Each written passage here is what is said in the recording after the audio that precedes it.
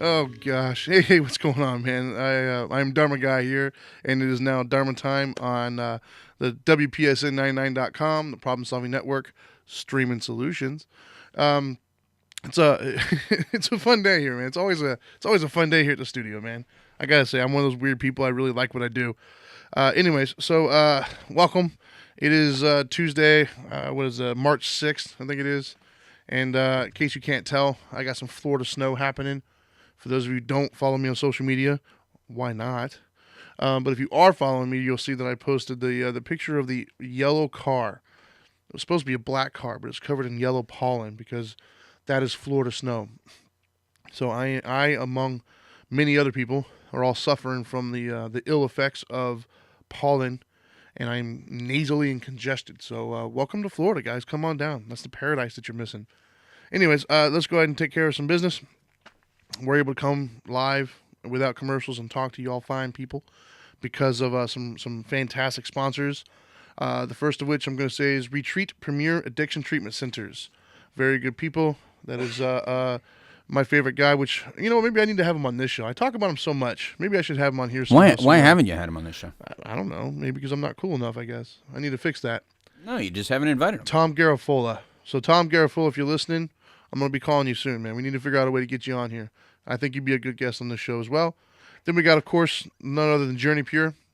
Another fine group of people, especially that Patrick Dunn. He's one of my favorite people. I like Dunn. Yeah, you're just biased because the what do you call it? The Notre Dame. The Notre Dame. Yes. That's it. And I'm not too proud to say that. Yes, I am biased. Yes, I'm biased. I love his football team. Good job, man. Good pick. Then of course you got Orange County. Thank you very much for all that you do. Orange County Drug Free Coalition. We're both on there, and they definitely go out of their way to help support us and everything that we do. Thank you very much, Carol. You are an awesome person. I don't know how you were able to do all that you do, but you're a magician. And then, of course, you got the Now Matters More Foundation, of which I am the president. And Louis over here, the Dupe Doctor, is the founder. We have our golf tournament coming up very soon, man. It's like the next week or the week after. I think it's the week after, March 19th. 19th. And it's gonna be it's gonna be a blast. I'm actually really looking forward to it. I'm not a big golfer, but I always have a good time. It's always like a great family atmosphere. Wait, you're not a big golfer? No. I am a large human being. You're a very big golfer. I'm not into the golfing that much. You're just not a golfer. No, not really. Although I don't know, maybe I don't know. Maybe I give it an honest try. Maybe I'd be better at it, or I'd like it more. I just know that I'm like that. Big guy using a little club. I always try to swing like a baseball, like do the Happy Gilmore thing, I guess, and go to your home. So you it doesn't look like a baseball swing to me when you do it. It actually looks more like a hockey player. You look like a guy. Shot. Yeah. That's exactly what it looks like because you're like real low. Because the sticks, they're not made for you. The clubs that I always have, they're like tiny. Yeah. Like I used Lesky's club that one time, and for those of you who don't know, I'm talking about Curtis Laskanik, the pitcher for the Red Sox. He's significantly shorter than me, and when I use his clubs, it's like I'm using like my kid's club or something. It's like so tiny. It's very difficult for me to, I don't know. Golfing's not my thing, but I always look forward to our tournament because it's always a good time. Some great people.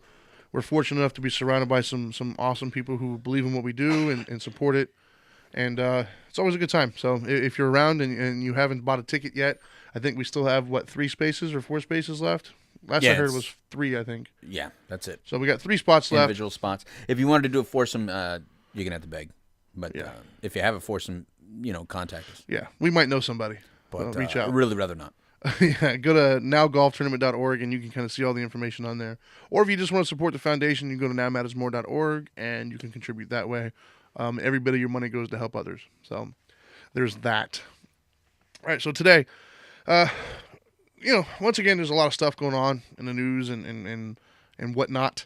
And it all seems to focus around, I know there's a lot of gun debate happening at the moment. There's a lot of upset people in the world from the shootings that are taking place. Of course, then you also have the political component to stuff. And there's just, I don't know, and of course the racial component, which, I can't pretend that it's not out there. Even though I don't personally have a dog in that fight. But I have to at least acknowledge that it's out there. Although I'm not convinced it's as big as the media is trying to say it is. Because I don't walk down the street fearful that somebody's going, hey, there's a racist guy coming this way. But I know that's how they're portraying it. So I don't know. That made me want to talk more about compassion. I know last week we had a show on compassion where I talked about the shooter, the Parkland shooter, where the young man, I think he was 19, went into the school and opened fire, shot, what was it, 17 people, 15 of which were kids, 2 of them I think were adults or staff or something like that. And then of course that sparked a huge debate of, gun control. What do we do? Should they have known better? This whole litany of discussions that we hear every single time a shooting happens. And only this time it was a little bit different because I think the kids decided to take it upon themselves to get a little bit more involved. And for that I'm proud of them. I think that's pretty cool to see our youth kind of, latched onto something other than Facebook, or Snapchat or whatever they're into. It's kind of cool to see them get a little bit more involved. I'm not gonna say whether I agree or disagree with their stance, but I like their approach. I like the fact that they're getting out there and they're demanding their own version of respect and compassion even. But the thing I talked about last week was having compassion for the shooter himself, right? And took a poll last week, and hands down, the overall winner was no, the shooter did not deserve compassion. To which I obviously had a different opinion last week that I stated. But for those of you who heard the show, and if you haven't, by all means, you can catch it on YouTube. Just go in there and look up Dharma Time, and you'll see it. All my old shows are up there. But feel free to check that one out.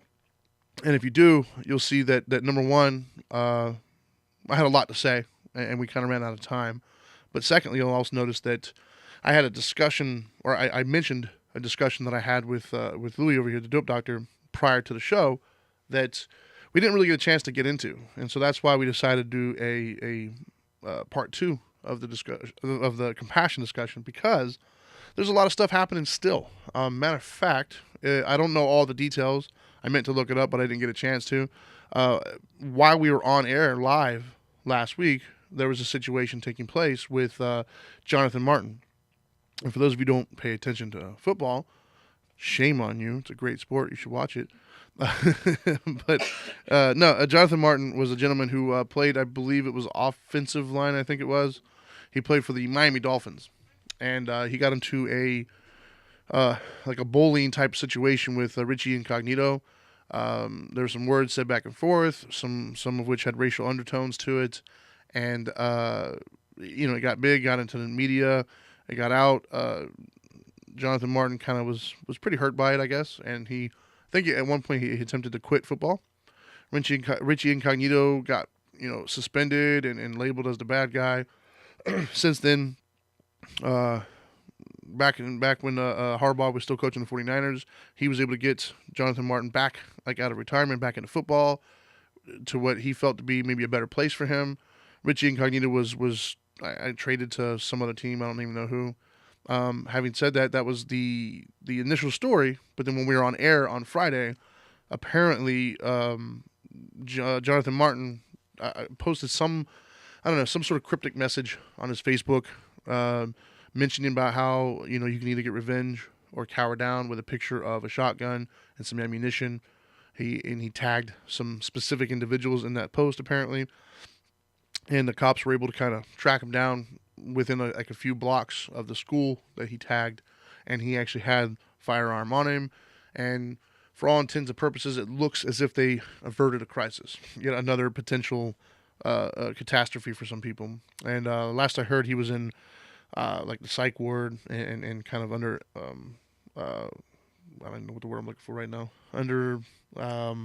They're looking at him. Suicide watch or something like that? Well, suicide watch, but under something, supervision or something like that. Bottom line is they were making sure he doesn't hurt himself or anybody else. Now, where does that fall in line, Trinity? Like when you talk about compassion, where does that fall in line? Whereas it appears that he does have compassion for the shooter, but it went beyond just compassion for the shooter. It went to identification and relating to the shooter. Like it spoke to him. Well, I think for him, first of all... Well, at least that's what it appears to be from what we know. Let me say that, first off, this show's going to go slightly different. We're going to have a little bit more dialogue, myself and the dope doctor here, because and the reason being is we have, off air, and we're friends, and we discuss a lot of different topics throughout the week.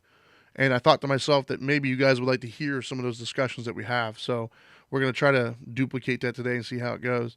I've been granted permission, is what you're saying. Whatever. In case you haven't noticed, we're not very formal around here, man. We're a little bit more like, let's see what happens. But anyways, so with Jonathan Martin, I think what it was is just I think that from his perspective, it seems as if he just had enough. It just seems like, maybe he was still getting bullied. Maybe he was still under, feeling the pressure of whatever that situation was. Because I don't think that situation stopped. I would say it continued somehow, some way. I'd be willing to venture a guess that maybe in the new locker rooms they were kind of giving him a little bit of hell about that, about how he couldn't take it or something. Who knows? Because I know he got out of football again, and I'm not even aware of any potential mental health issues he may or may not have.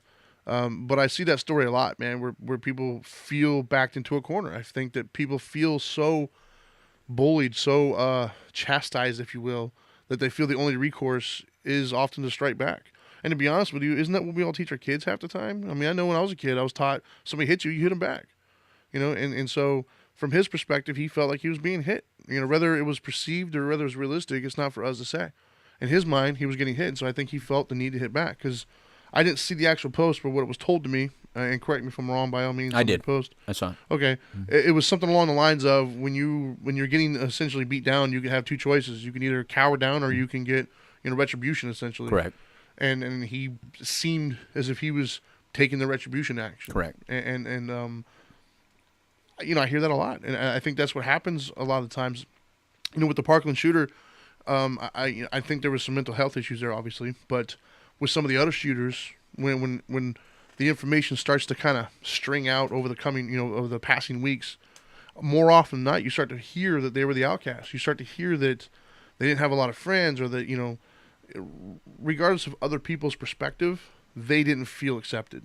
Right. They didn't perceive themselves as being accepted, and something had to change, and from their perspective, they felt that was their answer. Now, obviously, the rest of us may or may not be able to relate to that, and so for us, it sounds ridiculous to think, but that's what my last week's show was about, was imagine what you would have to go through to feel that feeling. Imagine because we're all capable of it. Let's put that out there. We're all capable of doing obscene things. I mean, that's how we are as a species. That's how we've stayed alive, is defending ourselves and attacking and things of that nature.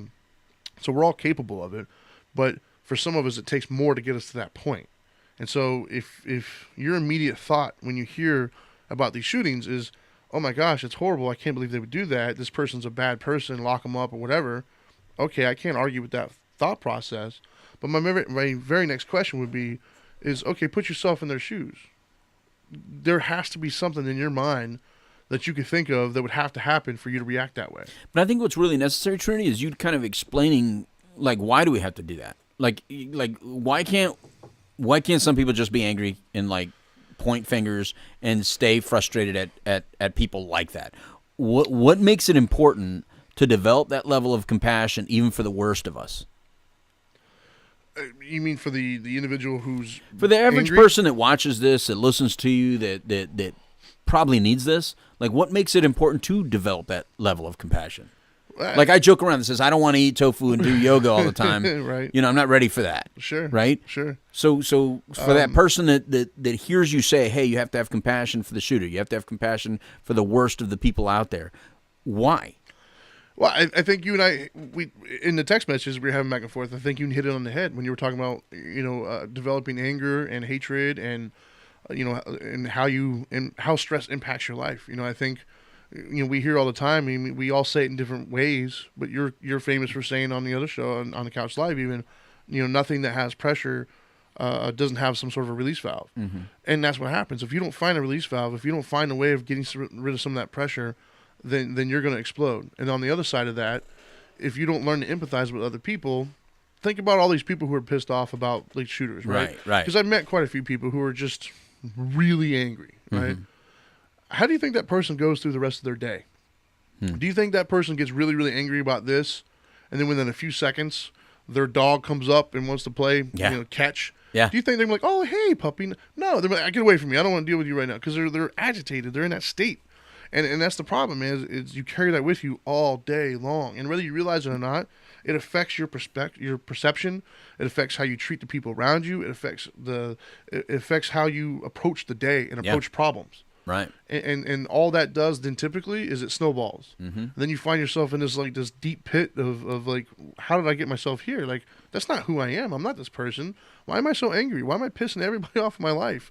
I haven't played with my dog in a couple. It's because you're holding on to all that anger because you can't seem to understand where this person came from. You don't have no empathy for that person, and you won't even relate it to the incident that happened. no, hell no, because you're still so convinced that that person's such a horrible person. You won't even play with the thought that it's because of that. So, but on a flip note, for compassion, there's a couple things I definitely wanted to touch on.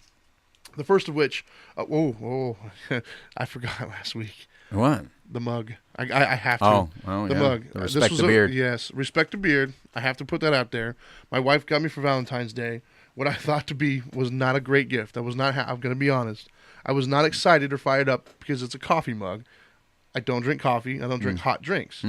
However, you and I discussed, and I needed a coffee mug here because my mammoth of a bottle is very awkward to drink while you're live on the air. Yeah, it's kind of big. It is. And so, unbeknownst to her, she actually did solve that problem for me. So for that, thank you very much.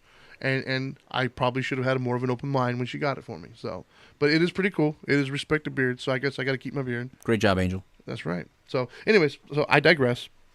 The first thing I wanted to at least address, and I don't necessarily have to spend a lot of time on it, but it was more of a smiling moment for me.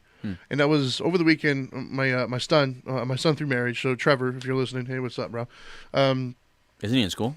No, he gets out early with these. Actually, he gets out at this time right now. Yeah.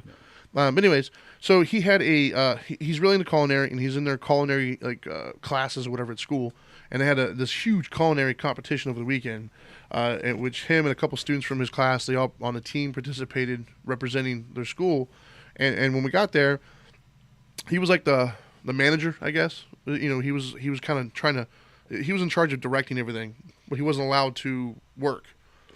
His role was literally just to keep him on track or do whatever. It was kind of a pretty cool role for him. Yeah. He ended up getting a reward for that, by the way, on Sunday. Yeah, congrats, Trevor. I saw that. That was awesome. Yeah. But the thing that I took away for the weekend the most, to be honest with you, and maybe it's just my I'm always thinking spirituality, is they stumbled a little bit.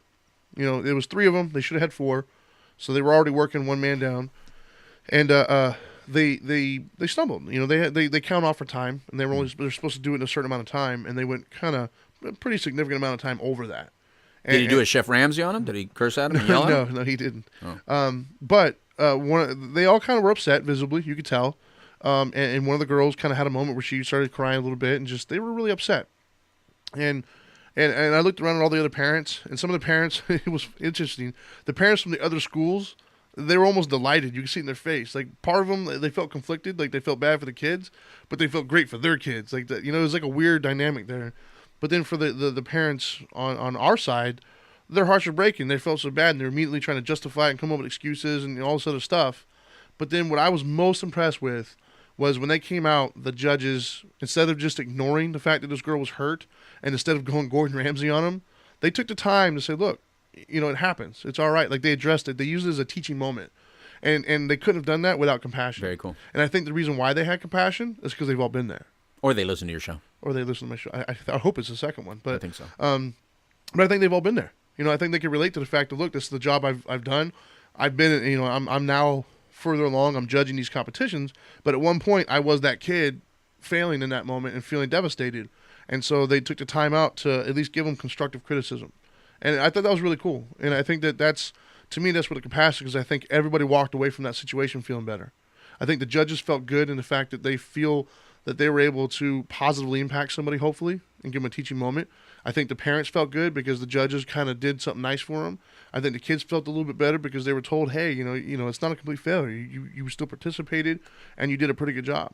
And so for that, it gave me hope. You know what I mean? Like, it gave me hope that there are still people out there who think compassion first.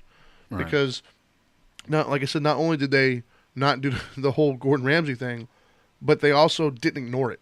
They didn't just be like, that's not our problem. They actually addressed it, which I thought was really, really cool. They didn't do one of those everybody gets an award kind of No. deals, did they? No. Which So was that's also not what you're talking about. No. I just want to differentiate to make no, sure it they doesn't failed. sound like that. No, they let them know you didn't get it. Oh, But okay. They said this is why. Okay. And my thing, I love saying you don't learn anything by winning all the time. That's what I'm saying. Yeah, and so they didn't win, Mm-hmm. and they didn't get an orange slice, but they were told like this is the reason why you didn't win, and this is how you can get better. Get good basically. And so the next one, the one I really wanted to kind of focus on today, at least starting out, because I know you and I got in a really good conversation about it. While I was at the gala, you sent me a text message about 60 Minutes. Mm-hmm. And on the 60 Minutes, there was the main story started out with the prison systems. And I think the reason why you told me about it was because we had already spoken about that premise days prior. And so the idea was that, the prison system, I think it was in Germany that they were addressing. Yeah. But I personally have seen other prison systems, all in Europe and some of the Scandinavian countries where it's almost like a resort, I guess. They're just like hanging out, and they got bedrooms and TVs and everything. And I think people here in America look at that as in what the hell, like they get really defiant almost. Like, what is this crap? Well, we've worked hard on strengthening our system. Yeah. I think that there was a lot of push towards strengthening. Yeah. So that led me to put a poll. And for those of you who are on my social media, hey, at the Dharma Guy, like the little plug. Good there. plug. Yeah. Thank you. It's my show. I should be allowed to plug, right? You should and that's be at allowed. the Dope Doctor, by the way. Oh, thank you. Anyways, so I put a poll up on my social media, and the poll was essentially, if somebody hurt you, what's more important? And I clarified for the hurt, physical, mental, or emotional. If somebody hurt you physically, mentally, emotionally, whether it's illegal or not, you just felt victimized by somebody, what is more important? The fact that they get punished for what they did, or the fact that they learn and change their behavior? And I'm shocked, actually. All but like 2 people said that they would much rather the person change their behavior. And maybe I'm cynical, I guess, but and I've already mentioned this. Yep. Go ahead and say it. I heard it. I was, and I think most people's tendency is to say, "Oh, that's amazing." My thought was, I'm calling BS. No, I don't think so. I think what people did was they saw that and they tried to say the right one, and I was, and my client, I'm not going to say your name, but you know who you are. You're listening right now, and we're going to talk about this later because I'm actually coming by to train you afterwards. Oh, that's funny. She was an example that when she read it, she was thinking somebody I know, and I was like, I didn't put that on there. You filled in that narrative, and so she was like, okay. So she rethought it, and she said, we came up with the idea that if somebody were to come into your house while you were gone and they're breaking and entering and they clean you out. And I'm not talking about like a novice burglar. I'm talking about somebody who's good at what they do. You come home and all your stuff is gone. Right. Are you not going to want that person to pay for it? Are you not going to be upset and irritated and want them to, go to jail and, and pay the price? Right. You're not thinking about how much they're struggling or what their life is like and why they had to go do that. I want them to pay, and you don't care if they hurt anybody else. Like you need to pay for what you did. Right. And I think that's more indicative of where people are at. So you don't believe the responses to your poll? Not even a little bit. That is one big pile of shit. Exactly. That's what you think. Exactly. and I say this because it's in our human nature to do that. I agree. Our human nature, and I watch it with my kids all the time. One kid will push or hit or whatever the other, and the immediate response is push them back. Or if I try to correct one of them, the other one, well, they did it too. And that's the human nature, right? Is you got, and I don't think it's a malicious intent per se. Right. I think what it is oftentimes, especially in like relationships, and that is, I'm hurting right now, and it's important to me that you know how much I'm hurting. Like I want you to feel my hurt, so you hurt too. And it's more of like a feeling validated almost, right? Is more of that than it is like I just want to hurt you kind of a thing. Right. I think it's more like I'm hurting and I want you to feel it too. Amy's raising her hand right now. Do you know what that means? Yeah, I know exactly what that means.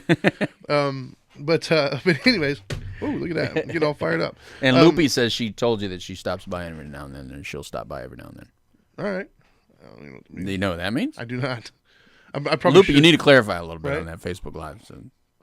But anyways, so I think that's more appropriate, I guess. I think that's a better answer. I thought they were responding to your poll. Yeah, I don't know. So you're saying people are told you on the poll that they prefer that people get...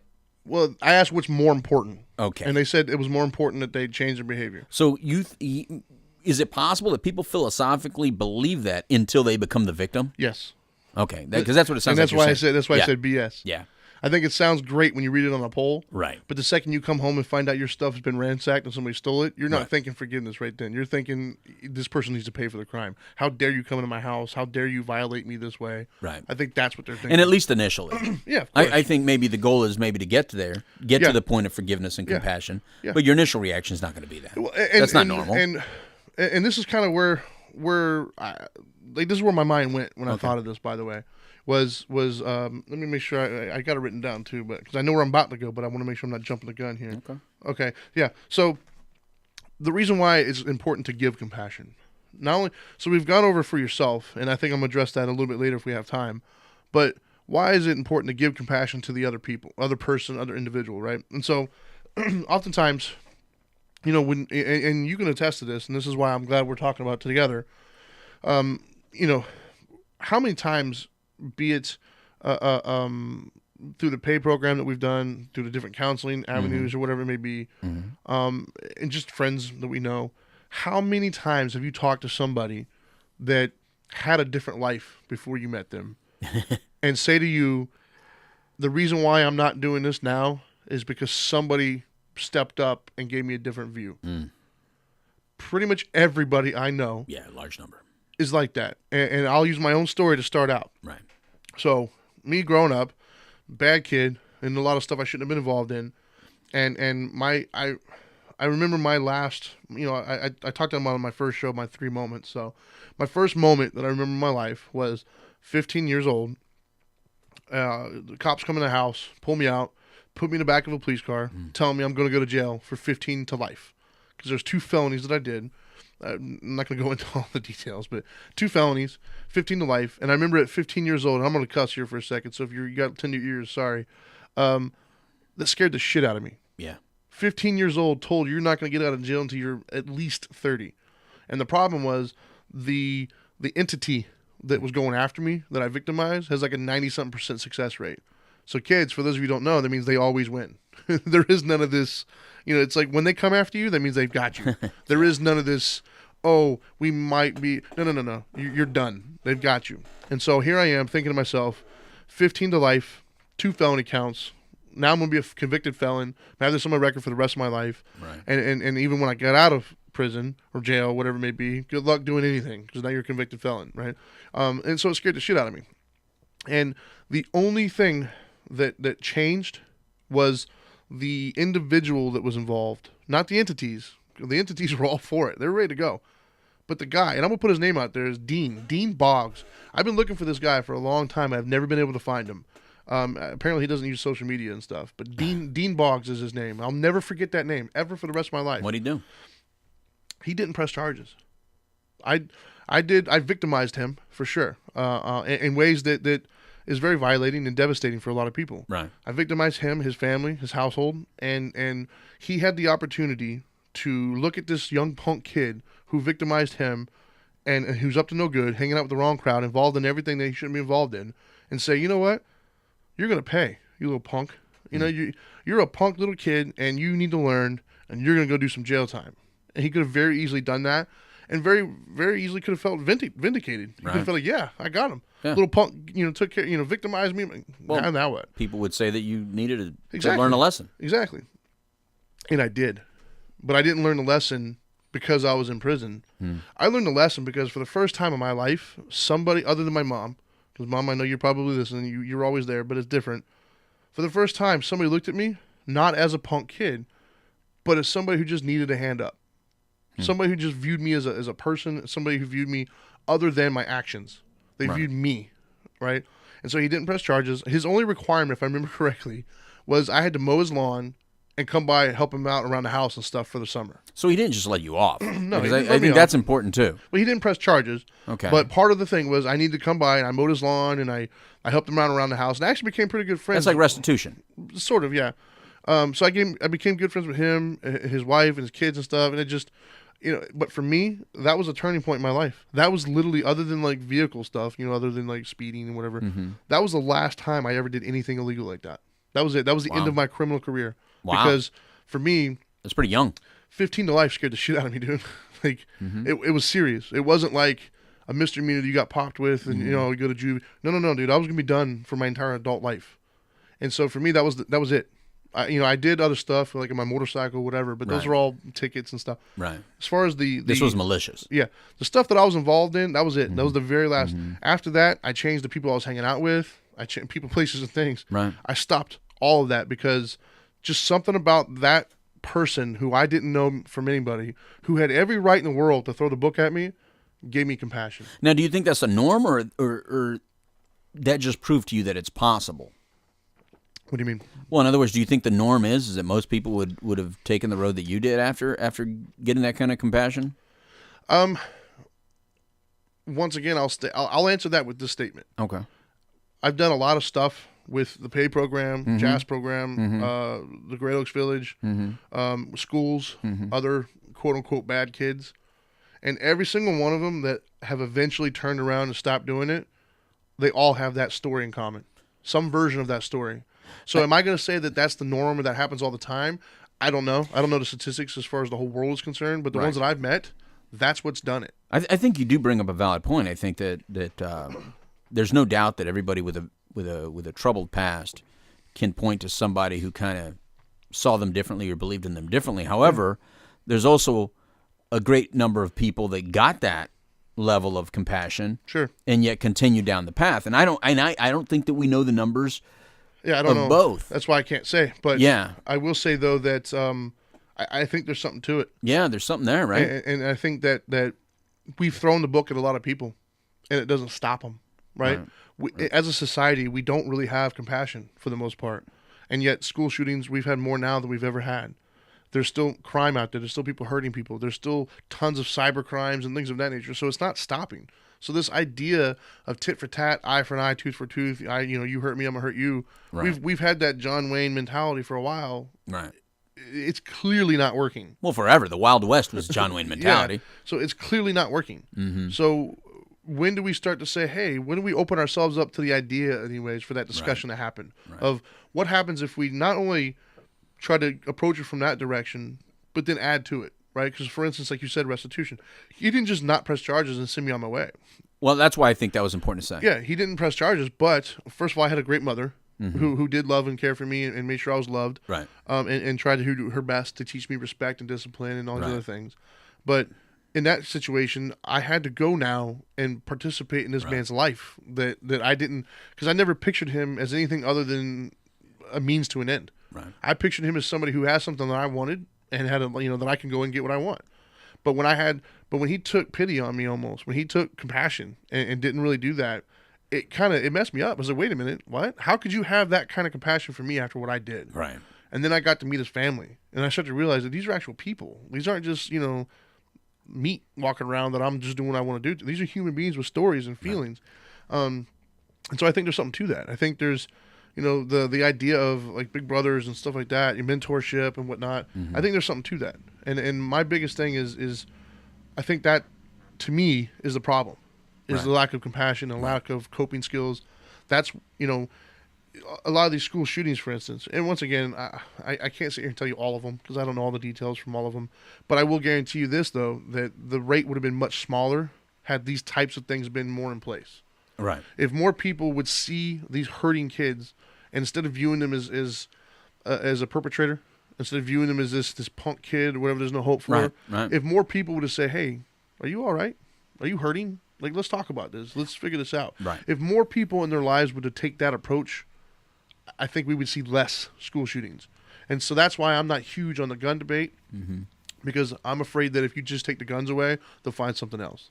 And I'm old enough to remember here in Orlando, anyways, or Central Florida, in the like late '80s and mid '90s, there was pipe bombs everywhere. Oh yeah. And so for me, that's what I'm afraid of. Is what happens if, and we didn't have the internet back then. Yes, there was a time before the internet, kids. Right. We have the internet now, so they can very easily look up some really good stuff. And not good, but good as far as what they're trying to accomplish. Poison gases and bombs are all worse than a gun. Yeah. So I think that going after the tool that they utilize is a nearsighted approach. Yeah. I think the long-term approach is that we got to start coming from a more compassionate place. We have to start realizing, hey, these are real human beings. What would cause somebody to do that? And then when you find out what that cause is, address that cause. But I think the problem is when, and you're real skillful at explaining that, but the problem is, Trinity, is that when someone talks similar to you, but is not as skilled as you to be able to explain it, they just sound like they're making excuses The bleeding for the heart person. liberals. Yeah. Yeah. So how do you change that conversation so that it makes more sense for the person that's hearing you right now, but they're hearing that other narrative. They're not hearing what you're saying right now because they just think you're saying, oh, we need to show compassion, meaning, and that's why when you talked about the cooking thing, I wanted to make sure that they didn't think that you were saying give everybody a prize. No. And on this, I want to make sure that they don't think that you're just saying, love them out of this pain. Well, and that's where But that's part of it. Well, like last week with my poll, I think that's what Right. rubbed people the wrong way. Right. Was I think they associated compassion with lack of accountability. Correct. And that's not the same. Because right? I didn't find any. Listen, my dad's watching right now, so that's is he? yeah, that's a little. Hey, what's up, man? Yeah, that's a little scary because what I want to say, I'm gonna have to be careful a little bit. Oh, here we go. Right, but my dad knows that I went through something very similar to what you're saying. The Right. only difference is that I was a little bit older than you. Right. So they were adult charges. So it was probably a little bit more realistic for you not to get compassion later on by a parole board or anything like that Right. when you're a little bit older. The other thing is also it was a volatile situation, which meant that I was probably going to have to do most of the time, at least 85% of the deal. Now, instead of getting compassion, I was just in a corrupt part of the world Right. where I just got away with it Sure. at the end of the day, even though I was initially going to be held accountable. And so I didn't get any consequence. The only consequence I had is I had to go live somewhere else with my father for about 6 months, Right. which, me and my dad are boys. That was Right. that's like rewarding me, Right. because that home was very loving. Me and my dad get along really well. So I get to go away with my dad and just stay away for a while, and that's my punishment? Well, what about that, mate? Because wasn't that when you kind of realized that you need to stop doing some things? No, actually, I got really angry because what I did not like was the young punk kid in me. What I didn't like is that somebody actually had that kind of control over my life and saying, you have to go do this to get this. Right. And so the hell I do kind of attitude came out. So even though I did well initially, the day I got back to El Paso, the day I hit the ground in El Paso, Right. I went right back to all the same behaviors, but not just the same behaviors, much, much worse for the next 8 months or so. Right. And that's when all the real destruction, even though no consequences for that destruction ever happened, Right. at least not outward See, I had consequences. a consequence. All the internal consequences then had to occur, and it was like a delayed response to Well- that initial event. You know what I'm saying? Right. In other words, the lesson came back later. But what I will say, Trinity, and this agrees with what you're saying, the compassion did come from my father, though. Right. My father always seemed to understand, even though he was a little harsh in the way he approached it, verbally. Right. He never stopped loving me and always did say that he had faith that I would get out of it.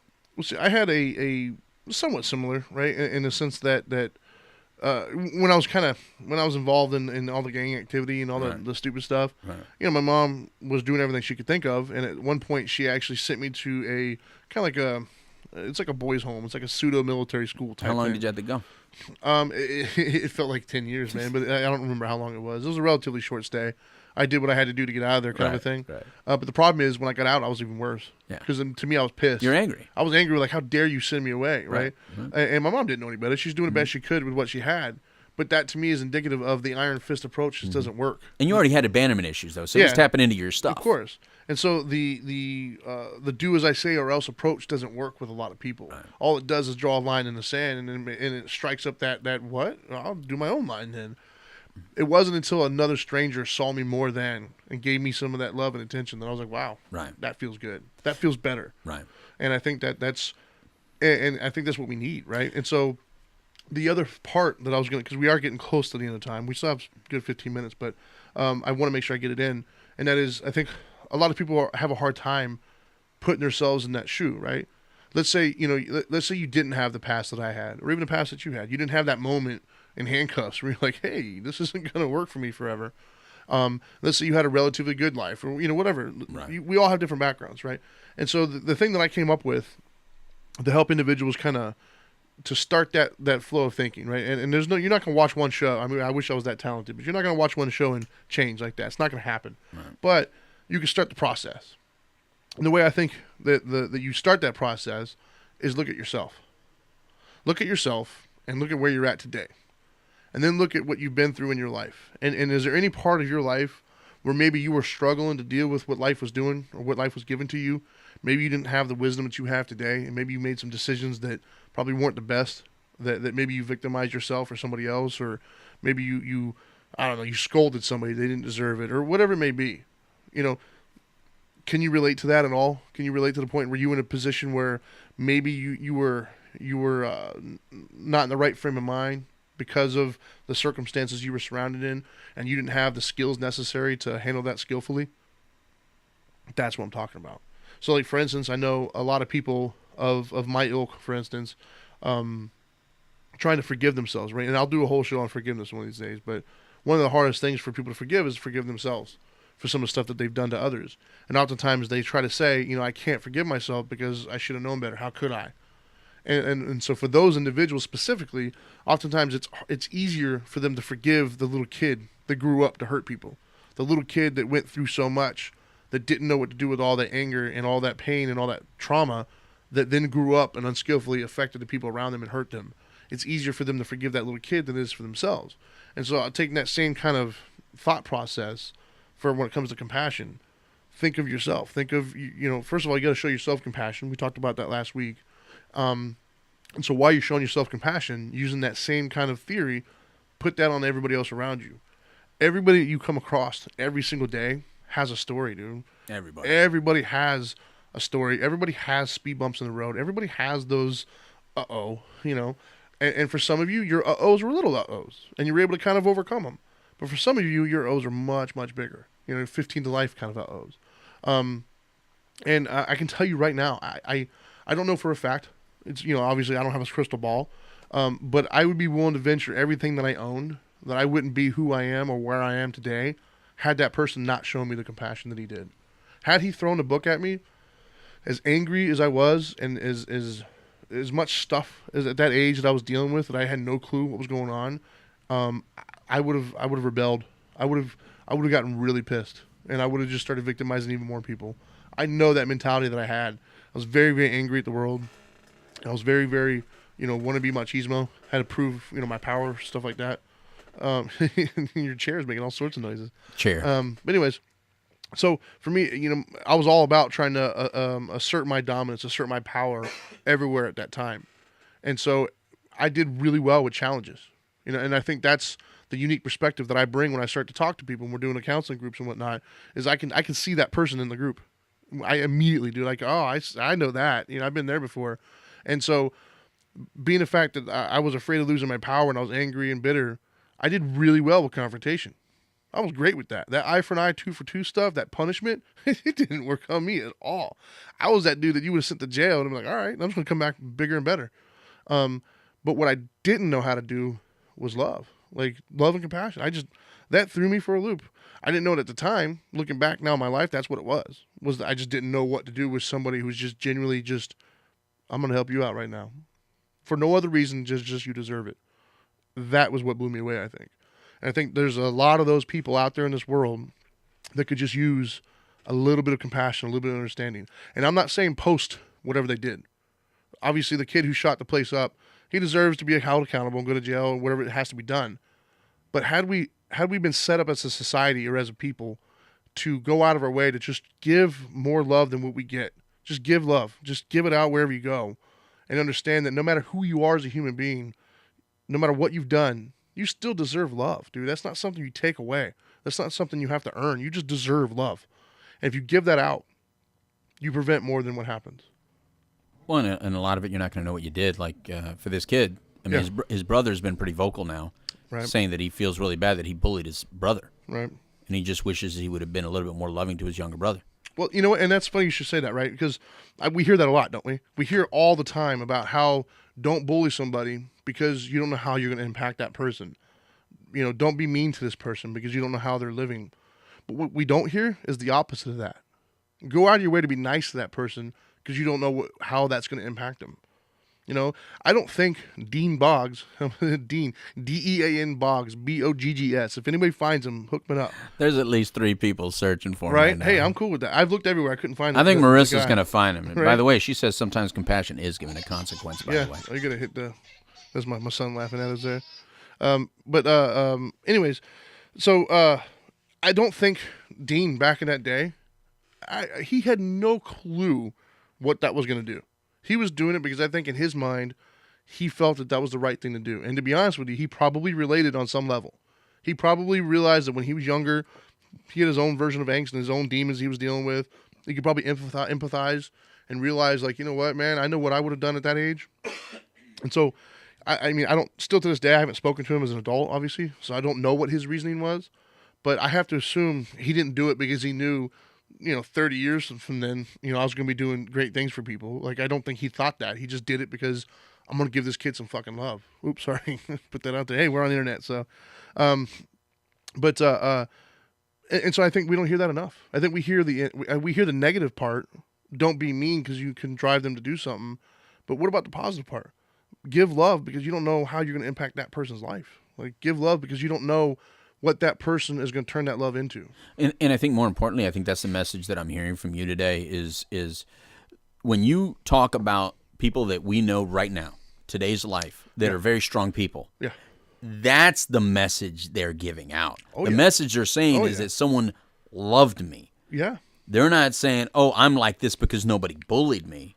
They're not saying this. Exactly. I'm here because somebody ignored what I did. No, they're saying someone loved me enough to, number one, hold me accountable. Yeah. Number two, shoot it to me straight. But also number three, still loving me the way I was, being, where I'm at, and then helping me grow from that. Well, we do it with our kids, right? When our kids do something wrong, we punish them, but we make sure they know they're loved. We don't make them feel like I hate you now. You messed up. I have no son. We still give them love, even for it's something as simple as training a dog, right? Training your dog. I think a lot of us males, oftentimes, maybe women too as well, but I'm only a dude, so I can speak from the dude's perspective. We think that, hey, you crapped on the carpet, I'm going to rub your nose in it, I'm going to thump your little thing, and you're not going to do it anymore. It doesn't work. Since I identify as a male too, that's how I identify. I'm going to say that. That's a whole other topic. we think that aggression works. Yeah, but tell me, it doesn't. I want your perspective on this real quick, and I know we're short on time, but let me ask you this then: Have you noticed that when we get mad at the kids, if we sit and have a real honest conversation in a real calm way, but somehow within that conversation you show them how they disappointed you, that's much more effective than getting loud and arguing with them, because getting loud and arguing just gives them an excuse to get loud and obnoxious back at you, and then everybody goes to their room silent. They get what they want, which is you leaving. I just had this the other day, right? One of my kids, I'm not gonna call him out, but one of my kids, I caught him in like a little lie, like a dumb, stupid little lie. Well, you already shrunk it because you said him, so now we know it's not the girl. Actually, it was the girls, by the way. Oh! I was trying to kind of, but anyways, I caught her in a lie, right? It was a stupid lie, a dumb little lie. It wasn't a big deal, but the reason why she lied was because I was afraid to get in trouble. And I think that's what it does. When you come down with an iron fist, they get that in their mind. Well, I'm gonna still do what I do, but I'm gonna just get better at lying because I don't get in trouble. But if you take the approach, which is what I did, it hurts. It hurts when you lie because of these things. And that's the thing that I'm gonna have a show on it. That's what today's show was gonna be about, and that's humility. When you approach things with a little bit of humility, man, like we spend so much of our time. I'm gonna use a treatment phrase here: attraction rather than promotion. We spend so much time trying to tell everybody who we are and what we're good at and why you should like me. But we don't spend a lot of our time just being that person. Like Gandhi says, be the change you want to see. So be humble. It's okay. Give love, man. It's okay. And I think when you do that, you're encouraged. Because I know for me, when I started this practice, this love and compassion stuff, man, I was like, whatever, that's hippie, whatever. It doesn't work. But I know I was at a point where I was suffering and I was dealing with life. I wasn't doing the illegal stuff anymore, but I was still unhappy. I was still angry. I was still dealing with all these things in my life that I thought I had dealt with. But that anger and that frustration wasn't working for me. It just wasn't. I wasn't happy. And when you think about it, from this side of things, of course you weren't happy. You're carrying around anger and all this other stuff. And that's why compassion for ourselves is important, right? That's why it's important to show other people compassion. Because not only are you paying it forward and helping that other person, but you're helping yourself. Because that's one less person in the world that's putting anger out there. And then it feels good to just be nice to people. It does. I've seen a ton of people in my life walk away from an argument thinking, oh God, man, I can't believe I said that. What's the matter with me? I've never heard anybody walk away with, I really shouldn't have been so nice. I really should. No, you don't hear that. And I think that's what we have to kind of keep in mind. And the one thing you said to me during a private conversation one time, because we both were talking about how we're perceived by others. My son's laughing again. I'm apparently popular at the moment. We were both talking about how people kind of perceive us at times. And I was saying that because of my size and my look and my tone, sometimes I could come off intimidating, and I don't really intend to. And sometimes just my vernacular can kind of throw people off. And one of the things you said kind of stuck out to me when we were talking was you had to learn talking to people, think in your mind, I love you before you speak. And I've kind of adopted that philosophy, and I think we could all do that because I do love everybody. It's just on a human level. We're all the same. We're all in this rat race together. We're all doing our best. And a lot of us are failing miserably, but I love them nonetheless. We're all trying to get there. And I think that we have to think that thought. I love you as a human being. I don't necessarily like your actions, but you could separate those two. Mm-hmm. I don't like your actions, but I love you. You are still worthy of love. And I got that from my father, Trinity, so that's important that he know that too, because what I noticed, like I'd be talking smack about somebody, and my father would always find the best in them. Right. And he had a real unique way of finding the best of everybody. My father thought everyone has a beautiful person. Now, if they were an idiot, he would tell you, they're an idiot. Yeah. But you can still be beautiful and be yeah, an but idiot. more importantly, he would have some sort of way of talking about it that still showed you that he was loving and compassionate. Right. And for a command sergeant major retired, for a guy from Puerto Rico, a male, macho male, supposedly because of everything, right? Yeah. He would not even kill a bug, Trinity. There would be a spider in the house. He would pick it up and take it outside and say it doesn't deserve to die. He was, to me, my Gandhi. Right. You know what I'm saying? In a weird way. Yeah, but I think that goes a long ways because, whether you realize it or not, as we learned from the MAD study, they have more of an impact, right? And so that did sit somewhere within you. Yeah. And I think that that's what we got to get better at, man. I think we got to get better as a society in giving more love than we get back. Without feeling weak, and that was my point, because he was not a weak man, never came off weak. Yeah. So he didn't have fear of looking like a wimp. Yeah. He was just who he was, true to who he was. And I used to have those same thoughts, and the one thing that changed that, and this is a thing that I never thought I needed or wanted or desired in my life, but when I got it, it changed everything for me. And it's one word: peace. When you have peace, man, nothing else matters. When you've got peace, when you're just, I'm good. It doesn't matter if you think I'm weak, if you think I'm this, I don't care. Like it seriously doesn't affect me because I'm at peace. I'm at peace with who I am. I'm at peace with where I'm at. I'm at peace with life. I'm just good. Doesn't mean that I don't have things in my life that I'd like to change. It doesn't mean that I don't strive for better. And for me, I associate all that obviously with my spirituality, with the Buddhist practice. But you can find it in other ways, right? I mean, obviously I'm biased. I think everybody should, look into Buddhism, but, it is Dharma time. But regardless, I think if these are the tools in our toolbox. And I think that at the end of the day, what we call happiness, it really is just a form of peace. Because what we define as happiness isn't necessarily pleasure all the time. I think most people just want to be good. I want to be good. I don't want to necessarily be high all the time, but I'm tired of the lows, and I'm tired of the that's peace. That's what that is. And so for me, you got to give it to get it. And so for me, that once I found that peace, once I started doing these things and I started realizing the peace I got from it, that was it, man. I was hooked. Once I got that peace, man, once I know what that feels like, there's nothing better. There's nothing anybody says or does that can take that from me. And for me, that's what keeps me going, was when I start to feel that peace go, I realize I need to get back to my spirituality. Because at the end of the day, nobody has the ability to do that but me, right? Because we blame everybody for all these other things, but nobody's in control of me, my thoughts, my feelings. So if I start to get upset, if I start to, if I look at these shooters, for instance, and it's very easy to do, by the way. I'm not trying to down anybody who has these feelings. They're very justifiable. But for me personally, where I'm at in my life, what gives me peace is not that. So when I feel myself getting caught up with that, they deserve it because this, and this, that to me is a sign of pump the brakes for a minute. Hold on. Let me try to empathize and try to see where that other person's coming from. Because if one thing to be true, the exact opposite has to be true as well. And so if I think that's a horrible, devastating thing, then there's somebody out there who thinks it's not a horrible, devastating thing, and that would be the shooter, obviously. And so I have to humble myself enough to realize that there is a different perspective. And when you start to do that, it's a lot easier to show compassion. It's a lot easier to empathize with somebody when you can see their story. I think I said it, I think it was last week when I said it's hard to get angry at somebody whose story you know. You know, it's very difficult to judge and be angry and ridicule somebody when you know the story, when you know the background of why they're there. If you just see the actions, it's very easy to be like, what's wrong with that person? But I don't think the people who, put it this way, the people who are watching the news story have a much different perspective of the shooter than the ones whose house that they opened up and brought him in. They don't agree with the actions any more than anybody else, but their love for that person is much, much different. And to be honest with you, what brought all this up was I remembered it now finally, the South Carolina shooter. I believe I saw something where he was given his sentence life. And I think somebody posted like, oh, justice or whatever. And my thought process, and we're going to have to end on this, and that is, you know, we think that giving somebody, giving them death penalty, killing them in prison or whatever, is the right answer because, you know, justice was served, if you will. Or when Hernandez, the football player, when he killed himself, and everybody was like, oh, you know, good, we don't need him, whatever. What they weren't realizing, I'll use Hernandez as an example.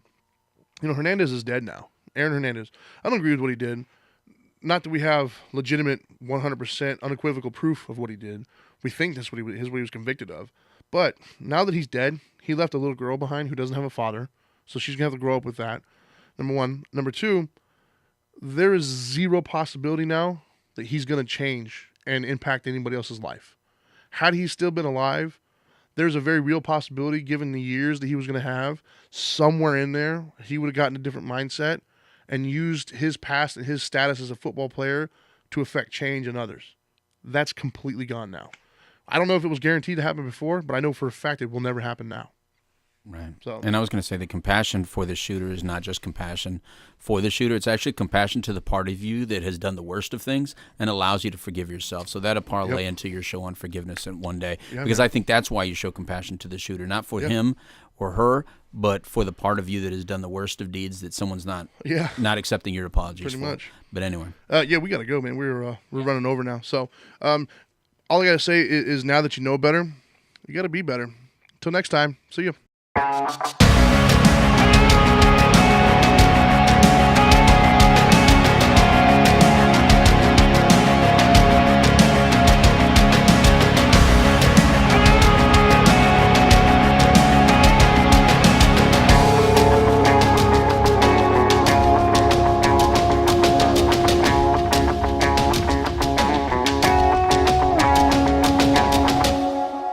you think he plans it all out?